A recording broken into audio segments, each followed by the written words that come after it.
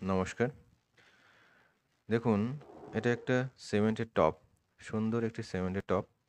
বাড়িতে খুব কম খরচে দুটো কাগজের কার্টুন দ্বারা তৈরি করা হয়েছে। এই দেখুন, এটা একটা প্রেসার কুকার ছিল আর এটা একটা মাইক্রোটেক। সমান পরিমাণ মিশিয়ে জল ঢেলে দেওয়া হলো। সুন্দরভাবে বালিটাকে সুন্দরভাবে মাখাতে হবে। তারপরে এই যে কার্টুনের নিচে একটা কলা গাছের ছাল দিয়ে দিয়েছি এবং তার উপরে সিমেন্ট বালিটা সমান পরিমাণে 1 ইঞ্চি পুরু করে এই মশলাটা দিতে হবে সুন্দরভাবে। তারপরে টবের ছিদ্রের জন্য 2 জায়গায় 2টো মাটি আমি দিয়ে দিচ্ছি।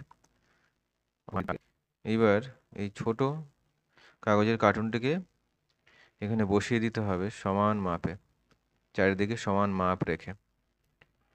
এবার ধীরে ধীরে মশলা দিতে হবে ওর চারিদিকে।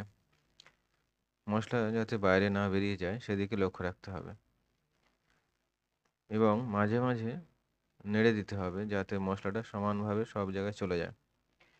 এবং সিমেন্ট বালির যে মিশ্রণটা হবে একটু পাতলা করতে হবে, তাহলে মশলাগুলো ওখানে ঢালতে, ছাঁচে ঢালতে খুব সুবিধা হবে।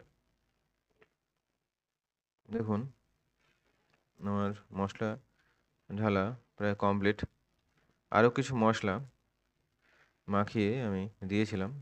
টবটাকে বনসাই করব ভেবেছিলাম, কিন্তু পরে ভাবলাম যে এটাকে উঁচু টব করব। সে কারণে পরে অতিরিক্ত মশলা মাখিয়ে আবার আমি দিয়েছিলাম। দেখুন, কমপ্লিট হয়ে গেছে।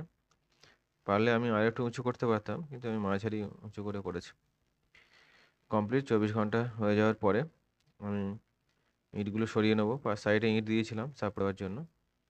এবং ধীরে ধীরে এই কাগজের যে কার্টুনগুলোকে ছিঁড়ে নিতে হবে।